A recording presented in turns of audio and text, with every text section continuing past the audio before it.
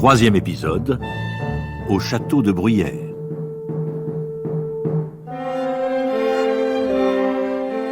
Le jeune, pauvre baron de Sigognac a quitté son château des Landes pour suivre la troupe de comédiens ambulants dans laquelle joue la pure Isabelle. Attaqué par Agostine, bandit de grand chemin, qui n'a autour de lui qu'une bande de mannequins juste bons à faire peur aux oiseaux, le chariot de Thespis est victorieusement défendu par le baron.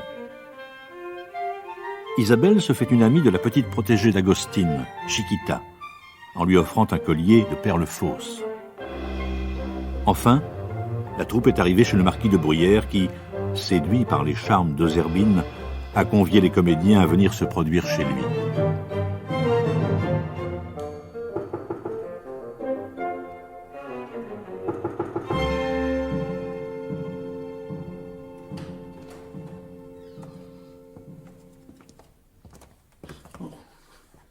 J'ai frappé 2 fois, monsieur le baron, et Corbac. Cette chemise à la mine vaillante et triomphale, on dirait qu'elle est montée à l'assaut de quelque place forte sur la poitrine du dieu Mars, tant elle est criblée, perforée, ajourée glorieusement. Et il ne faut pas rougir, baron. Ces trous sont des bouches par lesquelles se proclame l'honneur. Par malheur, mon cher Blasius, mes exploits antérieurs ne compensent pas ma misère présente. L'occasion a fait défaut à ma vaillance. J'avoue que cela me fâche étrangement, bien que l'on ne doive pas avoir vergogne d'une pauvreté honorable, de paraître ainsi accoutré chez mon voisin, le marquis de Bruyères, même si je sais pouvoir me fier à sa discrétion. Il y a remède à tout, fort à la mort. Nous autres, pauvres comédiens, ombres de la vie humaine et fantômes des personnages de toutes conditions, à défaut de l'être, nous avons au moins le paraître qui lui ressemble comme le reflet ressemble à la chose. En ma qualité de costumier de la troupe, j'ai précisément en réserve un habit en velours noir avec des rubans de feu qui ne sent point son théâtre et que pourrait porter un homme de cour. J'ai la chemisette, les bas de soie, les souliers, le manteau, tous les accessoires du costume qui semblent taillés exprès sur votre moule comme par prévision de l'aventure. Rien n'y manque, pas même l'épée. Oh, pour cela il n'est besoin, j'ai celle de mon père. Conservez-la précieusement. Une épée est une amie fidèle, gardienne de la vie et de l'honneur de son maître. Et nos glaives de théâtre n'ont ni fil ni pointe, car ils ne doivent porter que de feintes blessures dont on se guérit subitement à la fin de la pièce. Celle-là vous saura défendre. Mais souffrez que j'aille chercher les nippes au fond de la malle qui les scelle. Il me tarde de voir la chrysalide se muer en papillon.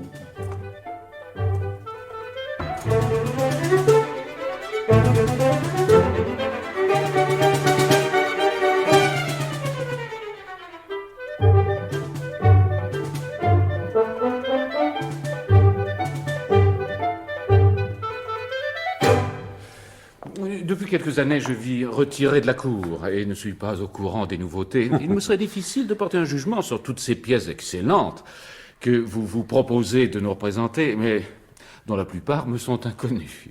Mais t'as dit que le plus expédient serait de m'en fier à votre choix. Monsieur le Marquis, nous avons joué souvent une pièce qui, peut-être, ne souffrirait pas l'impression, mais qui, pour les jeux de théâtre, réparties comiques, nasardes et bouffonneries, a toujours eu ce privilège de faire rire les plus honnêtes gens.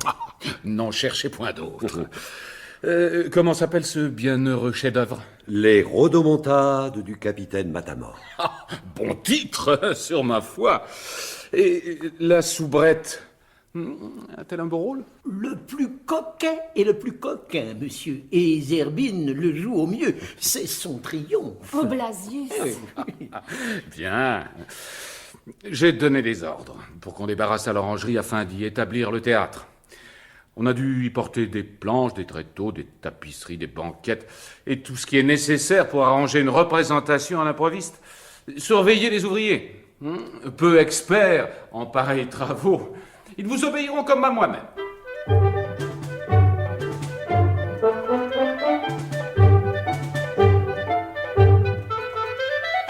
La marquise, bien qu'elle n'avouât que 28 ans, pouvait avoir dépassé le cap de la trentaine que les femmes ont une si naïve répugnance à franchir. De combien, personne n'eût pu le dire, pas même la marquise, tant elle avait ingénieusement introduit la confusion dans cette chronologie. Madame de Bruyères était une brune dont l'embonpoint qui succède à la première jeunesse avait éclairci le teint. L'ovale de son visage s'était empâté par la plénitude des joues, sans toutefois perdre de sa noblesse. Le menton se rattachait au col au moyen d'une ligne grassouillette assez gracieuse encore. Trop busqué peut-être pour une beauté féminine, le nez ne manquait pas de fierté et séparait 2 yeux à fleur de tête, couleur tabac d'Espagne, auxquels des sourcils en arc, assez éloignés des paupières, donnaient un air d'étonnement. Madame est en beauté aujourd'hui. Elle est coiffée à son avantage. Et sa robe lui sied on ne peut mieux. Oh, tu trouves Il me semble au contraire que je suis laide à faire peur. J'ai les yeux cernés, et cette couleur me grossit. Si je me mettais en noir, qu'en penses-tu, Jeanne? Le noir fait paraître mince. Si madame le désire, je vais lui passer sa robe de taffetas queue de merle, ou fleur de prune. Ce sera l'affaire d'un instant. Mais je crains que madame ne gâte une toilette bien réussie. Ce sera ta faute, Jeanne, si je mets les amours en fuite. Et si je ne fais pas ce soir ma récolte de cœur. Le marquis a-t-il invité beaucoup de monde à cette comédie? On viendra de tous les châteaux des environs. Les occasions de divertissement sont si rares en ce pays. C'est vrai. On y vit dans une terrible frugalité de plaisir. Et ces comédiens, les as-tu vus? En est-il parmi eux qui soient jeunes, de belles mines et de prestance galantes? Il m'a semblé qu'il y en avait un point trop déchiré et qui prend des airs de cavalier. Il a de belles dents et la jambe assez bien faite. Ce doit être l'amoureux. On choisit pour cela le plus joli garçon de la troupe, car il serait malséant d'éviter des cajoleries avec un nez en trompette et de se jeter sur des genoux cagneux pour faire une déclaration. Oui. Ah, les maris sont comme ils peuvent, mais les amants doivent être sans défaut. Et tu dis que le galant de la troupe est joli garçon? Ah, mais madame la marquise peut en juger elle-même. Le voilà précisément qui traverse la cour. Oh, comme il paraît songeur, mélancolique. Oh, il m'a vu. Il me salue. Et je n'ai pu me retenir de lui sourire en retour. Il faudra savoir son nom.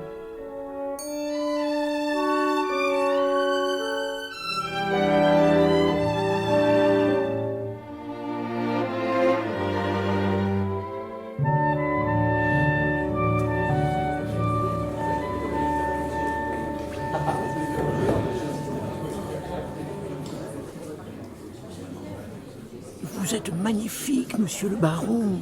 Quand je vous le disais que cet habit vous irait ravi. Mais qu'avez-vous? Vous me paraissez d'humeur chagrine. C'est cette femme, Blasius. Elle est là. Quelle femme? Yolande de Foix, ma voisine, qui riait si fort quand nous avons quitté mon château. Que vous importe? Ce n'est pas à l'heure que vous partez à la conquête de Paris qu'il faut vous arrêter à de pareilles vétilles. Venez plutôt encourager notre Isabelle qui s'apprête à entrer en scène.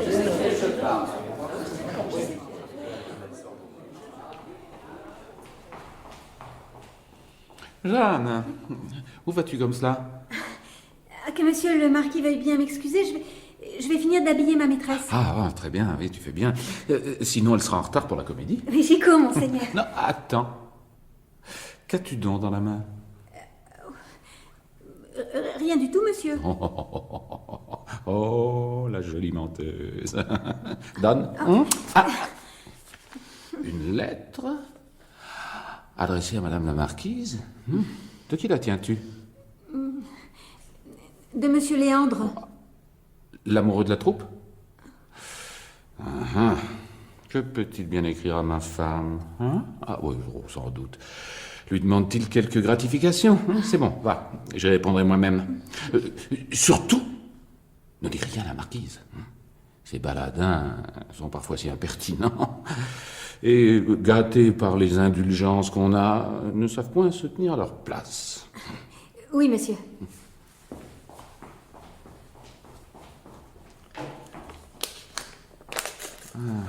Voyons cela.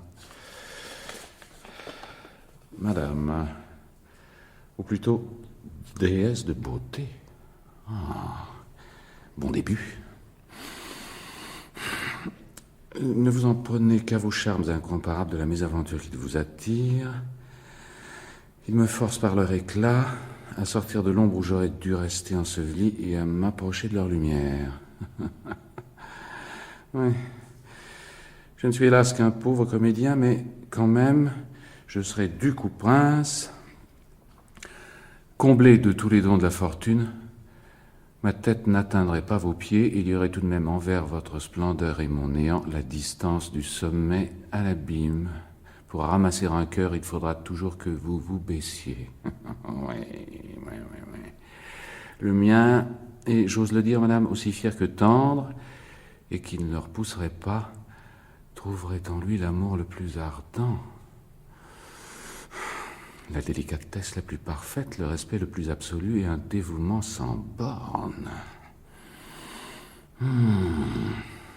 D'ailleurs, si une telle félicité m'arrivait, votre indulgence ne descendrait peut-être pas si bas qu'elle ne se l'imagine, bien que réduit par le destin adverse et la rancune jalouse d'un grand à cette extrémité de me cacher au théâtre sous le déguisement des rôles. Je ne suis pas d'une naissance dont il faille rougir.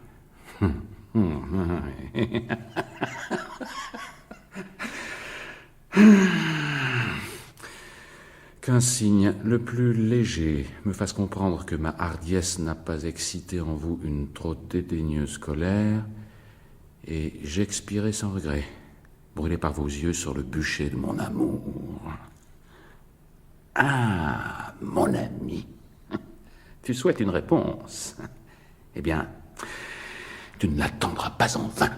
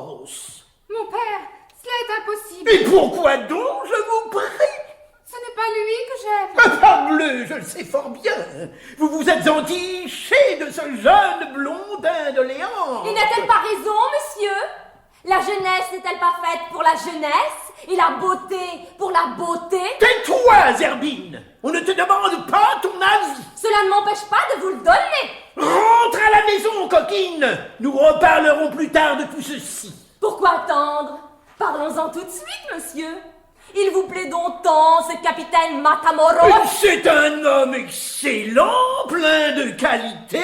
Bon, cela. Que ne l'épousez-vous vous-même? Insolente! Vous êtes veuve, il est célibataire, et vous avez à peu près le même âge l'un et l'autre. Là, vous aurez toute mon approbation.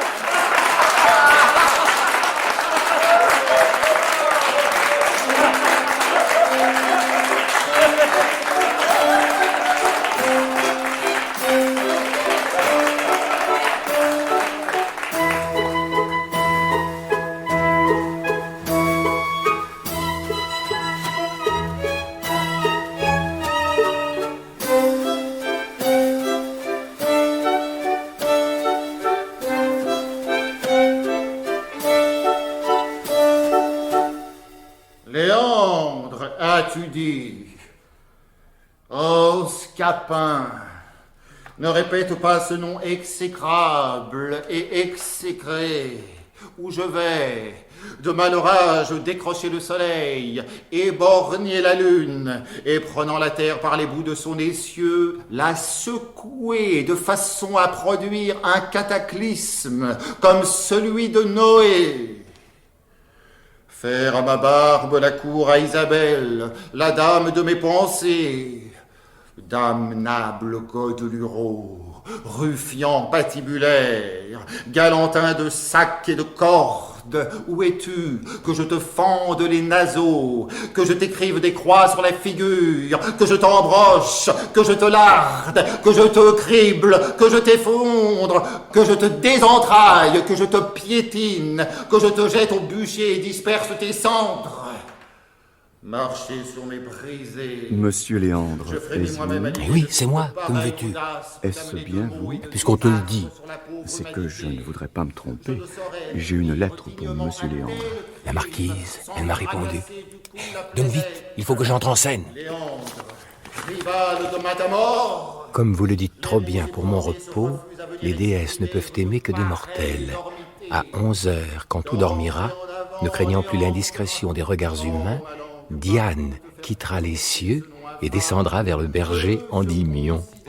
Ce ne sera pas sur le mont Lathnus, mais dans le parc, au pied de la statue de l'amour, où le beau berger aura soin de sommeiller pour ménager la pudeur de l'immortel qui viendra dans son cortège de nymphes, enveloppé d'un nuage et dépouillé de ses rayons d'argent. Oh, joie, folle joie, elle va venir, je serai là, ma déesse. Vous pouvez y compter, à 11 heures, dans le parc, au pied de la statue de l'amour. Eh bien, Léandre, qu'attends-tu? C'est à toi, Mordios.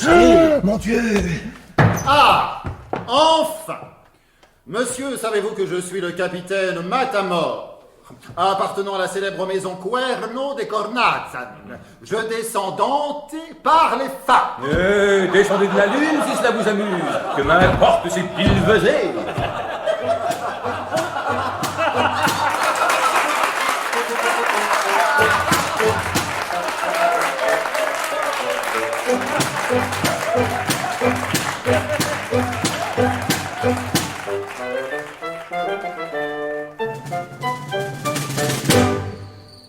Vous jouez les amoureuses d'une admirable sorte, Isabelle, et l'on pourrait s'y méprendre.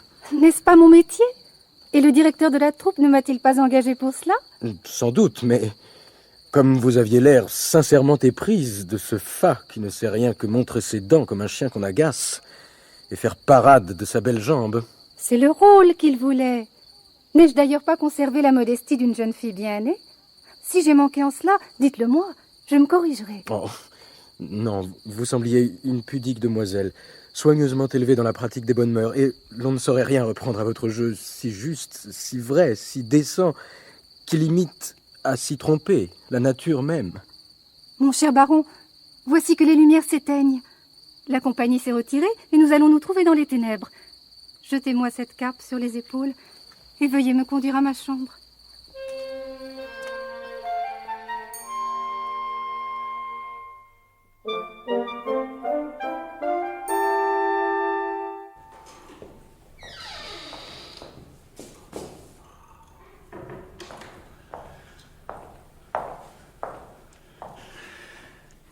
Ce Léandre va regretter ses dons épistolaires. Ah, quel dommage de ne pouvoir assister à cela. Mais l'on ne peut avoir tous les bonheurs. La charmante Zerbine m'attend, et ces plaisirs-là ne se peuvent différer.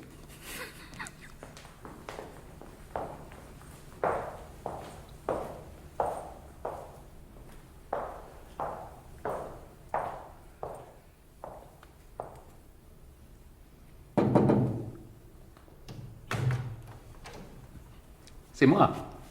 Je n'aurai pas le front, Marquis, de paraître étonné. Entrez vite.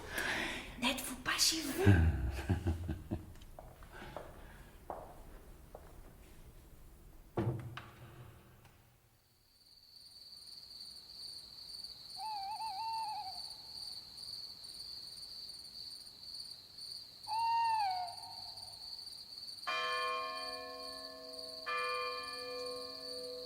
2 heures.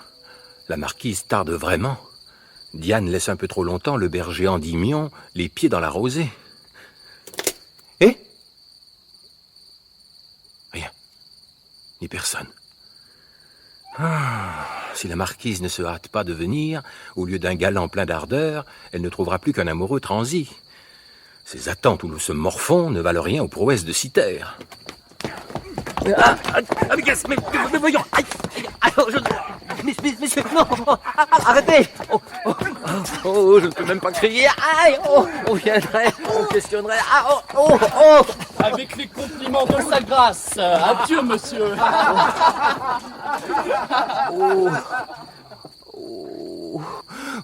Je suis mort. Brisé, contusionné, moulu. Mon dos. Mes côtes.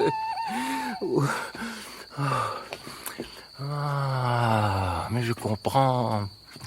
Épiée sans doute par son mari jaloux, la marquise a été suivie, enlevée avant d'arriver au rendez-vous, et forcée le poignard sur la gorge, à tout avouer.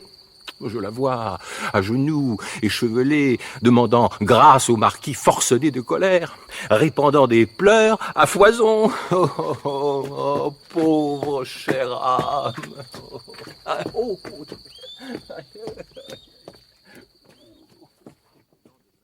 Le lendemain, la troupe fit ses préparatifs de départ. On abandonna le char à bœufs et le tyran, largement payé par le marquis, loua une grande charrette à 4 chevaux. Léandre et Zerbine se levèrent tard pour des raisons qu'il n'est pas besoin d'indiquer davantage. Seulement, l'un avait la mine dolente et piteuse, l'autre rayonnait d'ambition satisfaite.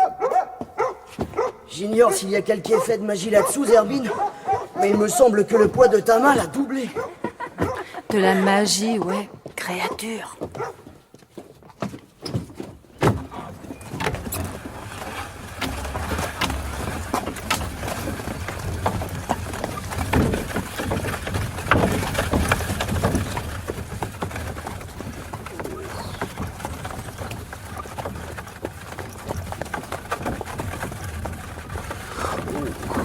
Mon pauvre Léandre, tu sembles tout moulu.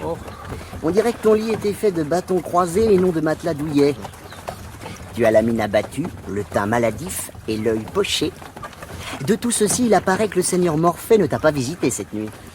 Morphée est peut-être resté en sa caverne, mais le petit dieu Cupidon est un rôdeur qui n'a pas besoin de lanterne pour savoir trouver une porte dans un corridor. Je ne suis qu'un valet de comédie et n'ai point l'expérience des choses galantes. Jamais j'ai fait l'amour aux belles dames. Mais j'en sais assez pour n'ignorer point que Cupidon se sert de ses flèches à l'endroit de ceux qu'il veut navrer, et non pas du bois de son arc. Que veux-tu dire, Scapin? Non, tu as là sur le cou une raie noire qui demain sera bleue, et qui ressemble diantrement au paraphe authentique d'un coup de bâton.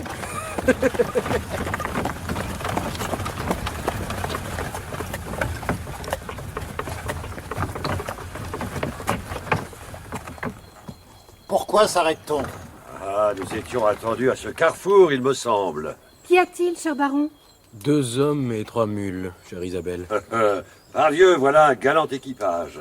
C'est sans doute quelques relais préparés pour un seigneur. Non, la mule est harnachée d'oreillers de couverture, comme pour une femme. Alors c'est un enlèvement qui se prépare, car ces 2 écuyers en livrée ont l'air fort mystérieux. Est-ce que la dame serait parmi nous? Un des écuyers s'avance, comme s'il voulait parlementer avant d'user de violence. Il n'en sera pas besoin. Il est des bonnes volontés qui sautent d'elles-mêmes entre les bras des ravisseurs. N'est pas enlevé qui veut, Séraphine. Le désir n'y suffit pas, il faut encore l'agrément. Mademoiselle Zerbine, je suis à vos ordres. Mes chers camarades, pardonnez-moi si je vous quitte. Le visage de la fortune me fait un riz gracieux. Je profite de sa bonne volonté, sans doute passagère. En mon humble état de soubrette, je ne pouvais prétendre qu'à des mascarilles. C'est à peine si les seigneurs daignaient en passant me prendre le menton et appuyer d'un baiser sur la joue le demi-louis d'argent qu'il glissait dans la pochette de mon tablier. Il s'est trouvé un mortel de meilleur goût, pensant que, hors du théâtre, la soubrette valait bien la maîtresse, Et comme l'emploi de Zerbine n'exige pas une vertu très farouche, j'ai jugé qu'il ne fallait pas désespérer ce galant homme que mon départ contrariait fort. Recevez mes adieux. Je vous retrouverai un jour ou l'autre, car je suis comédienne dans l'âme. Et je n'ai jamais fait de bien longues infidélités au théâtre. Descendez cette malle-ci, mon garçon. Bonne chance, Zerbine. Bonne chance, Zerbine. Au revoir. Bonne chance, Zerbine. Bonne chance.